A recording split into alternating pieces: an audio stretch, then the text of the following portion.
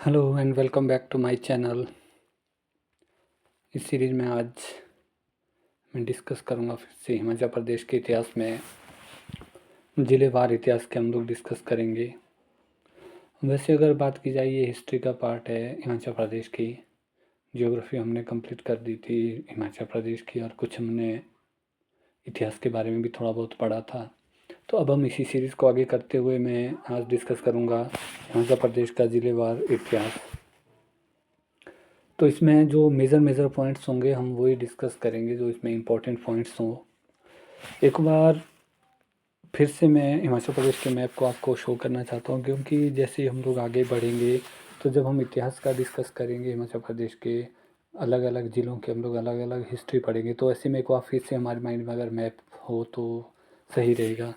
सबसे पहले फिर से वही हमारे ईस्टर्न पार्ट में हम लोग किन्नौर, ये हमारा किन्नौर है। उसके बाद हमारे पास लाहौल स्पीति, उसके बाद हमारे पास चंबा, उसके बाद हमारे पास हैं शिमला, कुल्लू, मंडी, सिरमौर, नाहन, बिलासपुर, हमीरपुर, ऊना, कांगड़ा। ये हमारे पास 1948 के बाद या 15 अप्रैल 1948 के बाद हिमाचल प्रदेश बना। उसके बाद 1954, 60, 66, 72, ये जो 72 में जो हमारा लास्ट जो डिस्ट्रिक्ट्स बनी है ये वाला मैप हमारा 1972 के बाद का है। अगर हम लोग 1972 से पहले की बात की जाए तो 15 अप्रैल 1948 को जब हिमाचल प्रदेश का गठन हुआ तो तब हमारे पास 4 ही डिस्ट्रिक्ट्स थे जिसमें चंबा, मंडी और हमारे पास था चंबा, मंडी, महासू और सिरमौर। चंबा मंडी का जो सुकेत के नाम से था, महासू शिमला का जो एरिया था महासू और सिरमौर, ये 4 हमारे सबसे पहले डिस्ट्रिक्ट थे जब 15 अप्रैल 1948 को बना। उसके बाद 1 जुलाई 1954 को हमारा ये बिलासपुर वाला एरिया मिला है। 1960 में हमारा चीनी तहसील से किन्नौर का। फिर 1966 में जब शाह कमीशन बैठा था पंजाब में, शाह आयोग की बात की जाएगी 1966 में, तब फिर से पुनर्गठन हुआ था कांगड़ा का कुछ एरिया।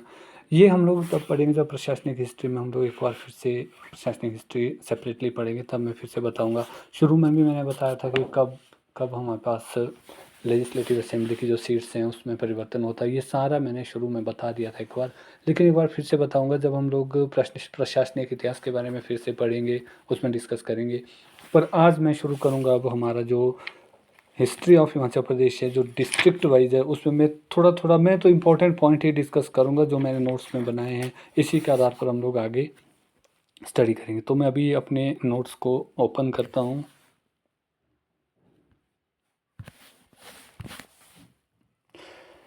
जिलेवार इतिहास में सबसे पहले हमारा बिलासपुर का इतिहास है। बिलासपुर जिसे पहले कहलूर के नाम से जाना जाता था, वेरी इंपॉर्टेंट कहलूर क्वेश्चन पूछा गया है कि बिलासपुर को किस प्राचीन नाम से जाना जाता, तो इसे कहलूर नाम से जाना जाता था। ये बाह्य हिमालय या शिवालिक श्रेणी का जो एक पार्ट है, मैंने बताया अभी आपको, मंडी के साथ जो सीमा लगती हैं बिलासपुर का एरिया, इनके उत्तर में मंडी और हमीरपुर से और पश्चिम में हमीरपुर और ऊना से तथा दक्षिण में नालागढ़ से इसकी सीमा लगती है। उसके बाद बात की जाए सतलुज नदी इसके बीचों बीच में बहती है और यहाँ पे हमारे जो बिलासपुर में भाखड़ा जो बांध है उससे हमारी नहर भी बनी है। गोविंद सागर जो झील है सबसे बड़ी मैन मेड है ये। उसके बाद बात आती है, इसे सतधार कहलोर भी कहा जाता है, वेरी इंपॉर्टेंट, इससे क्वेश्चन कई बार पूछा भी गया है, जिसमें नैना देवी हिल, कोट पहाड़ी, जंजियार पहाड़ी, त्योन पहाड़ी, बांदला पहाड़ी, बहादुरपुर पहाड़ी और रतनपुर पहाड़ी। रतनपुर पहाड़ी थोड़ा इम्पोर्टेंट भी है, यहाँ पर जो ऑक्टोलॉनी है ब्रिटिश सेनापति थे, इन्होंने यहाँ पर अमर सिंह थापा जो गोरखा जो शासक थे उन्हें यहाँ पर हराया था। थोड़ा इम्पोर्टेंट है, इससे क्वेश्चन पूछा गया है। बात की जाए घाटियों की, वैसे मैंने घाटियों का वर्णन पहले ही कर दिया था जब हमने कुछ एक इम्पोर्टेंट वैलीज की बात की थी। सतलुज घाटी जो सतलुज नदी के कॉन्फ्रेंस में है, जो सतलुज नदी के साथ लगती है। इसमें जो बिलासपुर एरिया में यहाँ पर 3 घाटियाँ और भी इम्पोर्टेंट है। बिलासपुर नदी जो कसौल में बिलासपुर में प्रवेश करती है और नैला में इसे छोड़ देती है। इसमें जो चैंतो घाटी है वेरी वेरी इंपॉर्टेंट, ये भाखड़ा बांध के पास है। और उसके बाद है हमारी दानवी घाटी वेरी वेरी इंपॉर्टेंट, ये बहादुरपुर और बंदला के पहाड़ियों के बीच है। ये क्वेश्चन पूछा गया था कि चैंतो घाटी कहाँ है, मैच द फॉलोइंग में कई बार पूछा गया है। दानवी घाटी के बारे में पूछा है। उसके बाद आती है हमारी नदी प्रणाली में सतलुज नदी, यहाँ की एक प्रमुख नदी है। सतलुज नदी हमने पढ़ लिया था। अली जलधारा है, गंभर जो खड्ड है, सीर खड्ड है। और उसके बाद सतलुज की सबसे बड़ी सहायक नदी भी सीर खड्ड ही है। और सबसे बड़ी झील गोविंद सागर में, हमने अब पहले भी डिस्कस किया है झीलों में। गोविंद सागर यहाँ की जो मैन मेड सबसे बड़ी है हिमाचल प्रदेश की। पुराना नाम मैंने ऑलरेडी बता दिया, इसका नाम कहलोर था और इसकी स्थापना की थी वीरचंद ने। और इनके वंशज चंदेल वंशज थे। वेरी वेरी इंपॉर्टेंट पूछा है कि बिलासपुर के जो राजा है, शासकों के वंशज कौन थे, तो ये चंदेल थे। और वीरचंद चंदेल की बात आती है तो वीरचंद ने इसकी स्थापना की थी। वीरचंद के बाद नाम आता है अजीत चंद का, जिन्होंने हिंडूर की स्थापना की थी जो दक्षिण का पार्ट है यहाँ पर। उसके बाद बात आती है Deepchand, very very important. Deepchand ने क्या किया था, राजधानी को इन्होंने चेंज किया था सुनहानी से धौलरा, वेरी वेरी इंपॉर्टेंट है। ये धौलरा इन्होंने राजधानी परिवर्तन किया था। उसके बाद आता है खड़गचंद। खड़गचंद के क्या हुआ था कि खड़गचंद के बिना संतान मृत्यु हो गई थी। खड़गचंद जी इशूलेस, उनकी डेथ हो गई थी। तो इस काल में क्या हो गया था कि उत्तराधिकार के लिए युद्ध हो गया था। और इसे जो है बिलासपुर का एक काला अध्याय के रूप में भी जाना जाता है। उसके बाद बात आती है हीराचंद की। हीराचंद जी के काल को स्वर्ण युग की संज्ञा दी जाती है। हीराचंद जी का जो कार्यकाल है 1857 से 1882 के बीच की बात है ये, क्योंकि हीराचंद जी ने ब्रिटिशर्स का साथ दिया था। उसके बाद विजयचंद के कार्यकाल में बिलासपुर के रंग महल की रचना हुई थी, अगेन इम्पॉर्टेंट। राजा आनंद चंद जो बिलासपुर के अंतिम राजा थे, इनका जो कार्यकाल रहा 1928 से 1948 तक। इनके काल में सबसे इम्पोर्टेंट पॉइंट्स ये है कि इसमें बाल मजदूरी, बेगार प्रथा, इनके खात्मे के लिए कानून बनाए गए। और इन्होंने एक रचना भी लिखी है, अपनी बुक लिखी है Bilaspur past present and future. ये कई बार क्वेश्चन पूछा गया है। और मैंने कहा कि 1 जुलाई 1954 को बिलासपुर को हिमाचल का एक नया जिला भी बना दिया गया था। बिलासपुर को 15 अगस्त 1948 को पार्ट सी का स्टेट बनाया गया था। और मुख्य आयुक्त इसमें राजा आनंद चंद जी को नियुक्त किया गया था। Very very important. यहाँ पर थोड़ा सा एक पॉइंट छूट गया मुझसे, राजा महानचंद। महानचंद क्या इम्पोर्टेंस थोड़ा सा इसके लिए है क्योंकि जब राजा संसार चंद जो कांगड़ा के राजा थे, उन्होंने जब कहलूर पर आक्रमण किया और छातीपुर किला बनाया था, तो ऐसे में जो महानचंद थे उन्होंने और भी अपने सहयोगी पहाड़ी राजाओं के साथ संसार चंद जी से निपटने के लिए अमर सिंह थापा जो गोरखा कमांडर थे, अमर सिंह थापा, उनको बुलावा भेजा था। वेरी इंपॉर्टेंट, ये मैं भूल गया था बीच में। कई बार पूछा जाता है कि कहलूर के शासक ने संसार चंद जी से निपटने के लिए किस सेनापति या किस राजा शासक को बुलाया था, तो उन्होंने अमर सिंह थापा जी को बुलाया था। Very important.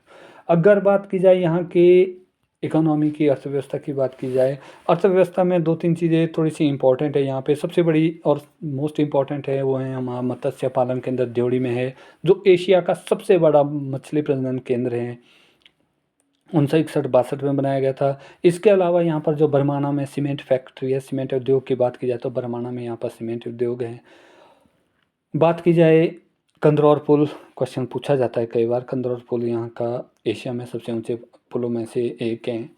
और उसके बाद अगर मेले की बात की जाए तो नैना देवी मेला, गुग्गा मेला, नलवाड़ी मेला इंपॉर्टेंट है। 1889 में जो नलवाड़ी मेला डब्ल्यू गोल्डस्टीन जी ने शुरू किया था, कई बार ये क्वेश्चन पूछा गया है। गंगी और मोहना यहाँ के जो लोकगीत हैं, अगेन इम्पॉर्टेंट है। अगर मंदिर की बात की जाए तो गुग्गा मंदिर भी है, नरसिंह मंदिर भी है और गोपाल मंदिर भी यहाँ पर स्थित है। तो ये था हमारे पास बिलासपुर के बाद मैं करूँगा मूव फॉरवर्ड चंबा। एक बार फिर से चंबा मूव होने से पहले मैं फिर से आपको मैप बता दूँ एक बार से, जस्ट वेट।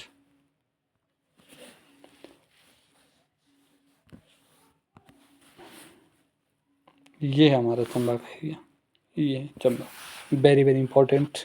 चंबा की यदि बात की जाए तो ये बिल्कुल हमारा वेस्टर्न पार्ट में है, नॉर्थ वेस्टर्न भी इसको कह सकते हैं हम लोग। वेस्टर्न में हमारा कांगड़ा रूना है, ये हमारा नॉर्थ वेस्टर्न पार्ट है। यहाँ पर हमारे पास अगर बाउंड्री की बात की जाए तो इसकी लाहौल स्पीति, लाहौल एरिया है ये स्पीति, तो यहाँ से नीचे वाला एरिया, ये वाला एरिया स्पीति का, तो लाहौल से भी लगती है। और यहाँ इसकी सीमा कांगड़ा से भी लगती है। अगर हम लोग यहाँ पे इसकी सीमा लगती है, हमारे जम्मू एंड कश्मीर से भी सीमा लगती है। और हल्का सा एरिया यहाँ पे, थोड़ा सा एरिया पंजाब वाला भी यहाँ पर टच करता है। तो कई बार बाउंड्री लाइंस भी पूछी जाती हैं। चंबा जो ये ऊपर वाला एरिया है, ये पांगी वाला एरिया है, वेरी वेरी इंपॉर्टेंट, ये काफ़ी ऊंचा क्षेत्र है। इसमें हम लोग अभी बात करेंगे। अगर नदियों की बात की जाए तो यहाँ से हमारी रावी नदी और यहाँ से हमारी चिनाब नदी, वेरी वेरी इंपॉर्टेंट जो दो नदियाँ यहाँ पे, चंद्रभागा नदी जो यहाँ तांदी के बाद यहाँ से बाहर होती है। ये एग्जैक्ट, शायद ये एग्जैक्ट फिगर नहीं है, figure in the sense that कि मैंने यहाँ से प्रॉपरली ये लाइन नहीं लगी है। अगर जिस दिन हम लोग मैप का डिस्कस करेंगे, मैप का फिर अलग से डिस्कस करेंगे नदियाँ, उस वक्त मैं बिल्कुल प्रॉपर इनको ड्रॉ करूँगा। अभी मैं जस्ट बताने के लिए कि जो रावी नदी है वो चंबा के बीच के क्षेत्र से, और ऊपर चिनाब नदी हमारे उत्तरी भाग में जो पांगी वाले क्षेत्र से जाती है। तो अब मैं फिर से वापस आता हूँ। चंबा का मानचित्र मैंने अभी आपको दिखा दिया। अगर पर्वत श्रृंखलाओं की बात की जाए, यहाँ पर हाथीदार श्रृंखला है जो शिवालिक की आंतरिक चोटी है और ये धौलाधार के दक्षिण में समानांतर बहती है। उसके बाद बात आती है हमारे पास पांगी श्रेणी, मैंने अभी बता भी दिया था मैप में भी, पांगी बिल्कुल उत्तरी एरिया है हमारा। इसे पीर पंजाल के नाम से भी कहा है और ये हिमालय का ही, महान हिमालय का विस्तार है। अगर बात की जाए पूर्व में, ये बुशहर से शुरू होती है और कुल्लू और लाहौल के बीच विभाजन करती है, फिर चंबा में प्रवेश करती है। इसकी अधिकतम ऊंचाई 19,000 फीट है। ये क्वेश्चन भी प्रीवियस ईयर क्वेश्चन पेपर में पूछा गया था कि क्या पीर पंजाल बुशहर से शुरू होती है या बद्रीनाथ से शुरू होती है, मैच द फॉलोइंग में आया था। तो ऐसे में हमें प्रॉपर इसकी नॉलेज होनी चाहिए कि पीर पंजाल श्रेणी कहाँ से शुरू होती है। उसके बाद बात आती है हमारी दागनीधार की, ये भी पांगी श्रेणी की शाखा है। फिर जास्कर श्रेणी, ये लद्दाख और लाहौल स्पीति से अलग करती है और अंत में चंबा में प्रवेश करती है। चंबा यानी ऊपर पांगी वाले इलाके में, पांगी वाला जो हमारा एरिया है। नदियाँ मैंने अभी आपको बता दी, रावी नदी बड़ा भंगाल से निकलती है, साहो से चंबा में प्रवेश करती है और खैरी से ये जम्मू कश्मीर चले जाती है। चंद्रभागा की बात की, थिरोट में ये चंबा में मिल जाती है और संसारी नाला जो गरोह क्षेत्र है, यहाँ पे ये चंबा को छोड़ देती है। अगर इतिहास की बात करें, वेरी वेरी इंपॉर्टेंट, अगर इतिहास में हमारे जो चंबा रियासत के संस्थापक थे ये मेरुवर्मन थे। 680 ईस्वी में मेरुवर्मन ने चंबा की स्थापना की थी और कलहन की राज तरंगिणी में इसका वर्णन मिलता है। एक्चुअल जो कलहन की राज तरंगिणी की जब हम बात करते हैं तो ये जो है कश्मीर के इतिहास के बारे में डिस्कस करती है। तो अभी जब ये मैप हमने देखा कि चंबा का जो मैक्सिमम जो बाउंड्री लाइन है वो जम्मू कश्मीर के साथ है, तो इसमें कलहन की राज तरंगिणी में चंबा का वर्णन मिलता है। इसमें लिखा गया कि ये राजपूतों के सूर्यवंशी गोत्र से और कुश के वंशज थे। श्री राम भगवान जी के जो बेटे थे लव और कुश, तो कुश के वंशज।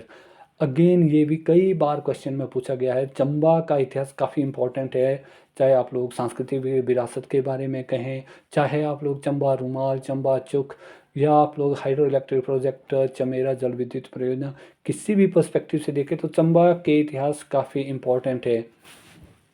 इसके बाद हमारे पास बात आती है, इसकी जो प्रथम राजधानी थी ये ब्रह्मपुर थी। और जब जो मेरुवर्मन के समय में मेरुवर्मन ने कुल्लू में आक्रमण किया था और कुल्लू के राजा दातेश्वर पाल को उन्होंने युद्ध में हराया था।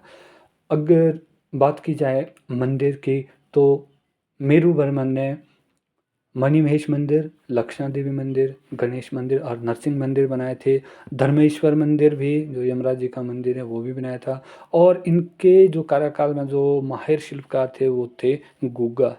ये भी क्वेश्चन पूछा गया है कि मेरुवर्मन के काल में कौन माहिर शिल्पकार थे। गुग्गा के बारे में अगर शिल्पकारी की बात की जाए तो जब हम आगे अभी हिमाचल प्रदेश की जो पेंटिंग्स के बारे में पढ़ेंगे, पहाड़ी कला शैली के बारे में, चित्रकला के बारे में पढ़ेंगे, तो ये चंबा, कांगड़ा, गुलेर, बशौली, ये सारे बहुत ही इम्पोर्टेंट है। उस वक्त भी इनका जिक्र आएगा। अगर बात की जाए उसके बाद लक्ष्मी वर्मन की, अगेन इम्पॉर्टेंट है ये क्योंकि इस वक्त कीड़ा आक्रमण हुआ था और इनकी मृत्यु हो गई थी। जो कीरा जनजाति थी इन्होंने मृत्यु कर दी थी।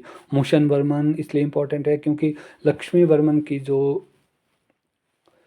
वाइफ थी वो उस वक्त गर्भवती थी, और जब उन्होंने एक गुफा में बच्चे को जन्म दिया था जिसकी चूहों ने रक्षा की, इसके लिए उनका नाम मूशान वर्मन पड़ा।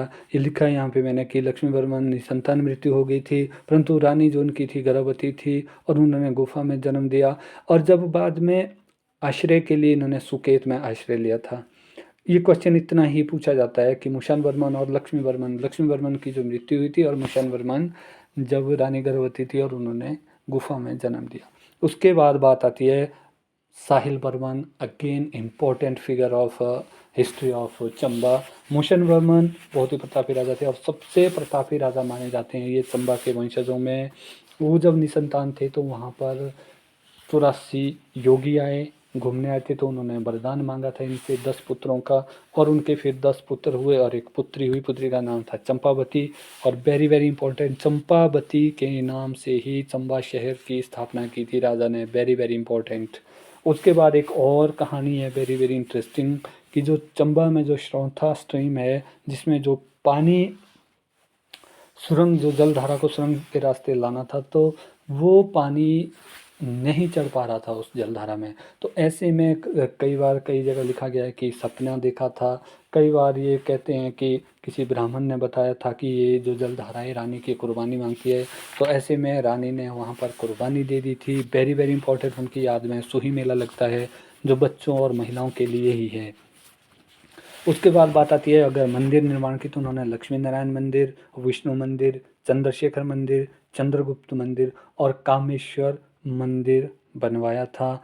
और इसमें और एक इम्पॉर्टेंट पॉइंट है यहाँ पर कि जो राज्य के अगर सिक्के की बात की जाए तो वहाँ पे जो चकली, वेरी वेरी इंपॉर्टेंट, चंबा चकली थे जिसमें छिदा हुआ कान छपा हुआ था और जो एक योगी का प्रतीक था। Very very important.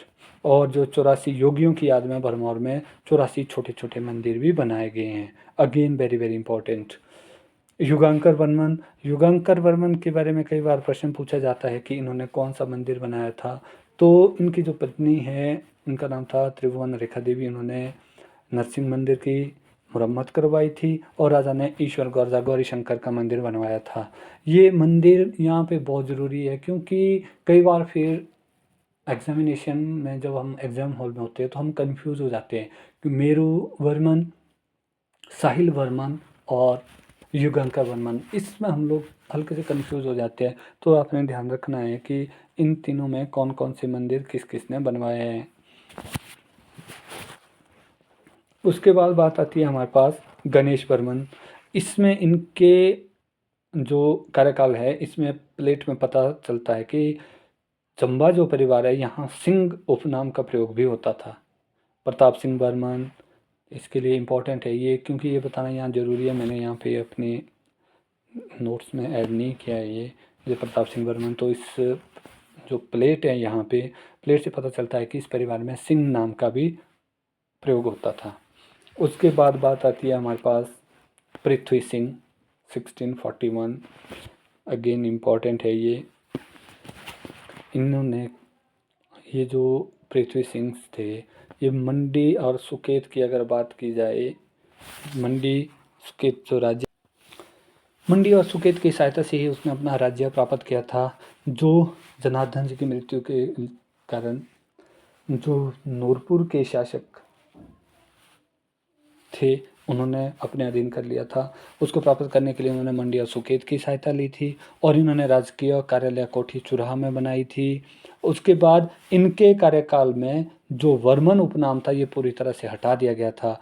और दाई बाटलू, वेरी वेरी इंपॉर्टेंट, ये एक कहानी है, फिर से इसको मैं फिर से बताना चाहता हूँ कि जनार्दन जो थे पृथ्वी सिंह के जो पिता थे उनकी हत्या कर दी थी जगत सिंह ने। और जगत सिंह ने कहा था कि उस दौरान जो राजा जनार्दन की जो रानी थी वो गर्भवती थी। उन्होंने कहा था कि अगर रानी के पुत्र होता है तो उसको मार दिया जाए, अगर बेटी होती है तो उसे नूरपुर के राज परिवार में ब्याह दिया जाए। लेकिन ऐसे में क्या किया, पृथ्वी सिंह की जो दाई बाटलू थी उन्होंने चुपचाप से नवजात को राजकुमार से बाहर निकाल दिया था और मंडी भेज दिया था। और मंडी की सहायता से फिर क्या किया उन्होंने, मंडी और सुकेत की सहायता से पुनः अपना राज्य प्राप्त किया था। उसके बाद बात आती है छतर सिंह की। वेरी वेरी इंपॉर्टेंट है, ये क्वेश्चन आया है इससे। जो छतर सिंह जी थे उनका नाम था शाहशत्रु सिंह भी था। इसमें जो औरंगजेब ने हिंदू मंदिरों को नष्ट करने का हुक्म दिया था, लेकिन छतर सिंह ने इसे मानने से इनकार कर दिया था। यहाँ तक कि छतर सिंह ने तो हिंदू मंदिरों का पुनरुद्धार किया था। Again important. उसके बाद बात आती है उमेद सिंह। उमेद सिंह ने रंग महल की स्थापना की थी, क्वेश्चन पूछा गया है। श्री सिंह की बात आती है। श्री सिंह के कार्यकाल में जो सबसे इम्पोर्टेंट है कि इन्होंने पट्टे पे दे दिए थे वन। 1864 की बात है, इन्होंने ब्रिटिशर्स को जो वन थे वो पट्टे पर दे दिए थे। उसके बाद बात आती है गोपाल सिंह की। गोपाल सिंह, श्याम सिंह और भूरी सिंह, इनके कार्यकाल में काफ़ी जो चंबा में प्रोग्रेस मतलब डेवलपमेंट के कार्य हुए। उसमें अगर बात आती है, सबसे पहले आती है गोपाल सिंह की। इनके कार्यकाल में 1871 में लॉर्ड मेयो चंबा आए थे। श्याम सिंह के कार्यकाल में 1900 में लॉर्ड व लेडी कर्जन चंबा आए थे। और भूरी सिंह के कार्यकाल में 1910 में चंबा में बिजली आई थी। श्याम सिंह के कार्यकाल की बात की जाए तो हॉप्स उत्पादन इस वक्त शुरू हुआ था। शीतला पुल का निर्माण हुआ था रावी नदी में। बात की जाए भूरी सिंह जी के काल में, भूरी सिंह के शासनकाल में डॉक्टर फॉगल के नेतृत्व में भूरी सिंह संग्रहालय का उद्घाटन 1908 में हुआ था। उसके बाद जो अंतिम शासक थे वो थे राजा लक्ष्मण दास। 15 अप्रैल 1948 को चंबा हिमाचल में मिला दिया गया था। अर्थव्यवस्था की बात की जाए तो यहाँ पर जो फसलों की बात की, खरीफ फसलें भी होती है, रबी फसलें भी होती है। बीज गुण केंद्र हैं यहाँ पर 6 और सेब के बगीचे भी हैं। ये इम्पॉर्टेंट क्वेश्चन है, ये एग्जामिनेशन में प्रीवियस ईयर एग्जामिनेशन में भी पूछा गया था। लांजी, सरद, राजनगर, ये 3 जैतून विकास केंद्र हैं। Very very important. सरोल में भेड़ प्रजनन केंद्र है जिसमें जर्सी गाय और मुर्रा भैंस के दूध के स्रोत भी है पशुधन में। अगर बात की जाए सरोल भेड़ प्रजनन केंद्र की तो यहाँ पर स्थानीय भेड़ों में रेमुलेंट और स्पेनिश मरीनो भेड़ा से का प्रजनन करवाया जाता है, संगम करवाया जाता है। उसके बाद बात आती है चंबा कलात्मक चप्पलों के लिए बहुत प्रसिद्ध है, वेरी वेरी इंपॉर्टेंट। और चंबा रुमाल के लिए भी प्रसिद्ध है। 1910 में चंबा में पहला जल विद्युत स्टेशन शुरू हुआ था। और जो चमेरा जल विद्युत परियोजना की बात मैंने की थी अपने पिछले लेक्चर्स में, ये जो पहला जो इसका फेज है वो 540 मेगावाट, दूसरा 300 मेगावाट और तीसरा 231 मेगावाट का है। और ये तीनों जो अवस्थाएँ हैं NHPC की हैं। तो ये था हमारा चंबा। अब एक और डिस्ट्रिक्ट मैं करूँगा, शायद फिर ये वीडियो लंबी ना हो जाए, तो बस हमीरपुर के साथ मैं आज क्लोज़ करूँगा। हमीरपुर डिस्ट्रिक्ट को शुरू करने से पहले मैं एक बार फिर से आपको मैप में ले जाना चाहता हूँ, क्योंकि जितना ज़्यादा हम लोग मैप के माध्यम से पढ़ेंगे हिस्ट्री को, जियोग्राफी को, तो चलो जियोग्राफी तो मैप का पार्ट ही है, लेकिन हिस्ट्री को भी अगर हम मैप के माध्यम से पढ़ेंगे तो हमारे लिए ये ईजी हो जाता है कि हिस्ट्री, पॉलिटी, जियोग्राफी, इनके मिक्सचर से हम लोगों को एकदम आइडिया आ जाता है, तो हम लोग को रिलेट करने में थोड़े से कामयाब हो जाते हैं। तो एक बार फिर से मैं मैप में ले जाना चाहूँगा। ये फिर से ये हमारा हिमाचल प्रदेश का मैप। तो यहाँ पर हमारे पास हमीरपुर है, ये है हमारा हमीरपुर एरिया। अगर पूर्व की बात की जाए तो मंडी, पश्चिम में ऊना, उत्तर में कांगड़ा, दक्षिण में बिलासपुर। 4 जिलों से इनकी सीमा लग रही है। कई बार पूछ लिया जाता है। अगर हिमाचल प्रदेश के पर्सपेक्टिव में देखा जाए तो ये वेस्टर्न पार्ट में है। और इसकी अगर हिमाचल प्रदेश की हमीरपुर ज़िले की बात की जाए, हमीरपुर ज़िला एक ऐसा ज़िला है जो पूर्णतः शिवालिक श्रेणी में पड़ता है। अगेन वेरी वेरी इंपॉर्टेंट, एक बार मैं फिर से ओपन कर लेता हूँ। तो हमीरपुर पूर्णतः शिवालिक श्रेणी में है। अगर ज़िले की सीमा की बात की जाए तो अभी मैंने बता दिया है, कांगड़ा, मंडी, ऊना और यहाँ पर मैंने बिलासपुर के एरिए से आपको इससे डिस्कस कर दी थी। हाँ, अभी अगर वर्तमान की बात की जाए तो यहाँ पर 5 तहसीलें हैं। अगर पर्वत श्रेणियों की बात तो जाखधार जो कांगड़ा में कालीधार का विस्तार है। चबूतरा पहाड़ी ये जाखदार का है। और 16 सिंगी धार, कई बार मैच द फॉलोइंग में आया है 16 सिंगी धार कहाँ पर है, तो इसकी जो 16 सिंगी धार है ये सबसे लंबी श्रेणी है हमीरपुर की। उसके बाद बात आती है, अगर कुछ नदियों की बात आए तो ब्यास नदी जो इसकी मुख्य नदी है हमीरपुर और कांगड़ा के बीच सीमा बनाती है। और इसके अलावा मानखड़, बेकरखड़, पुंगखड़, कुनाखड़, हथलीखड़, सुंदरन, मुंडखड़ और सिरखड़। अगेन इम्पॉर्टेंट जो खड़ खड़ खड़ वाला जो पार्ट है, मैंने जो याद रखने के लिए सही ट्रिक है ये, इसमें जो हमीरपुर में जितनी कर भी छोटी नदियाँ या बड़ी है ब्यास नदी के अलावा, तो इसमें खड़ लगा है सब में। इतिहास की बात की जाए तो पाणिनि की जो अष्टाध्यायी है इसके अनुसार महाभारत काल में हमीरपुर प्राचीन त्रिगर्ता का ही भाग था। अगेन मैंने जो कहा है कि 1972 में जो जो ये मैप है जिसको मैं शो कर रहा हूँ, ये 1972 का मैप है। उससे पहले जो हमारा हिमाचल प्रदेश था उसका मैप अलग था, हमीरपुर कांगड़ा का पार्ट था। जो पाणिनि के अष्टाध्यायी में वर्णन मिलता है कि महाभारत काल में हमीरपुर प्राचीन त्रिगर्ता का भाग था, जिसकी स्थापना हमीरचंद ने 1700 ईस्वी में की थी। Very very important. उसके बाद संसार चंद ने सुजानपुर टिहरा को राजधानी बना दिया था। और राजा ईश्वरी सेन, अगेन इम्पॉर्टेंट, जब मैंने महानचंद की बात की थी अभी, इसके अलावा सुजानपुर जो टिहरा की बात अभी की, मंडी में और कहलूर में जब संसार चंद जी ने आक्रमण किए, कहलूर आक्रमण के बाद जब मंडी में आक्रमण किया था तो मंडी का राजा ईश्वरी सेन नाबालिग था, उसे उन्होंने कैद रखा था 12 साल के लिए नादौन में। फिर जब महानचंद जी ने अमरचंद थापा से सहायता मांगी, तो सहायता मांगने के बाद जब संसार चंद की महल मोरियाँ जो हमारा पार्ट है जो हमीरपुर के बोरंज तहसील में है, यहाँ पर जब संसार चंद की हार हुई तो ऐसे में गोरखों ने क्या किया, नादौन से ईश्वरी सेन को भी वहाँ से छुड़ाया था, इनके कब्जे से, संसार चंद जी के कब्जे से छुड़ाया था। फिर 1809 ईस्वी में महाराजा रणजीत सिंह से सहायता मांगी संसार चंद जी ने गोरखों के खिलाफ, और जिसमें गोरखों की हार हुई। और 1809 में क्या हो गया, ये जो कांगड़ा किला था ये महाराजा रणजीत सिंह के हाथों में आ गया था। 1846 की बात की जाए, जब अंग्रेज़ों ने सिखों को प्रथम एंग्लो सिख युद्ध में हराया, तो जो हमीरपुर, कुल्लू, लाहौल स्पीति, इन सब को मिला करके जो कांगड़ा का निर्माण हुआ था और नादौन तहसील मुख्यालय बनाया गया था। और 1846 में क्या हो गया था, ये पूरा कांगड़ा एरिया ब्रिटिशर्स के कब्जे में हो गया, ब्रिटिशर्स के अधीन हो गया था। और इसके अलावा अगर नादौन मुख्यालय बनाया गया था, तो नादौन के बारे में 2-3 बहुत ही इम्पोर्टेंट पॉइंट है। पहला है, नादौन को जो बुल्ले शाह ने मासूम का शहर बताया है, और एक मशहूर कहावत उन्होंने दी है, आए नादौन और जाए कौन। उसके बाद नादौन में बिलकालेश्वर मंदिर भी है जो पांडवों ने बनाया था, वो बहुत ही प्रसिद्ध है। अगर बात की जाए 1 सितंबर 1972 को, तो हमीरपुर को 2 तहसीलों हमीरपुर और बरसत के साथ एक अलग ज़िला बनाया गया, और 59 में इनकी 3 तहसीलें सुजानपुर, नादौन और बोरंज बनाई गई। बात आती है अर्थव्यवस्था की, तो यहाँ पर दुग्ध शीतन केंद्र भी है और भेड़ प्रजनन केंद्र है हमारा ताल हमीरपुर में।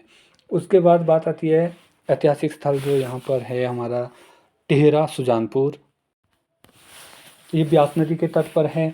1748 में अभयचंद ने इसकी स्थापना की थी। और नादौन में जो सबसे पहले थे एक जनमन थे ट्रैविक, वो, तथा बाद में अंग्रेज़ मूरक्राफ्ट आए थे। उसके बाद बात आती है दियोटसित की, वेरी वेरी इंपॉर्टेंट, ये बाबा बालकनाथ जी का मंदिर है। मारकंडा की बात की जाए तो ये और कोनाखड़ के किनारे हैं। मेले की बात की जाए तो गसोता मेला, सुजानपुर टिहरा की होली, दियोटसित मेला, पिपलूरा मेला, शहर मेला, टौनी देवी मेला और मारकंडा मेला काफ़ी इम्पोर्टेंट है। और लोक साहित्य की बात की जाए तो यात्रा यहाँ की फेमस है और धीरज शांखा फेमस है।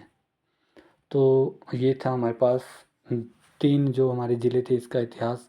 और ये वीडियो थोड़ा लंबी बन जाएगी, नहीं तो मेरे पास कांगड़ा के नोट्स अवेलेबल हैं। कांगड़ा के बाद कांगड़ा की जो कुछ ट्राइब्यूटरीज थी, गुलेर, जसवां, सीबा, दत्तारपुर, ये बहुत सारे जो इसके थे, और किन्नौर, ये कल हम लोग फिर इसके साथ आऊँगा मैं, किन्नौर, कांगड़ा और उसके बाद कुल्लू। इस तरह से हम धीरे धीरे इतिहास की भी, जो कि पूरा इतिहास है उसका डिस्कस करेंगे। तो मैं यही कहना चाहूँगा कि अगर किसी को भी ये वीडियो सही लगती है तो आप इसे लाइक करें, शेयर करें और मेरे चैनल को सब्सक्राइब करें। Thank you. Thanks for listening.